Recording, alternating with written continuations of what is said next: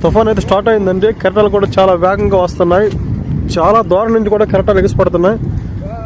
మామూలుగా మత్స్యకారులు అయితే చాలా అప్రమత్తం అవ్వాలి, ఎందుకంటే పడవలు కూడా నాకు కావాలి. మనోడైతే పడవ అయితే కొద్దిగా వెనక నాకమంటున్నాడు, కొద్దిగా ఎలా చేద్దాం.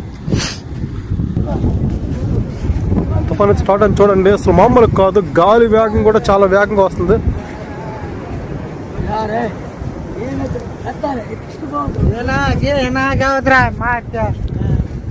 పడవ అయితే ఒడ్డు నాగేస్తున్నాం, ఎందుకంటే చెప్పలేం, నైట్ రాత్రికి తీరం దాటే అవకాశాలు ఉన్నాయి. అసలు ఆ దూరంలో కూడా కెరటాలు ఎగిసిపడుతున్నాయి.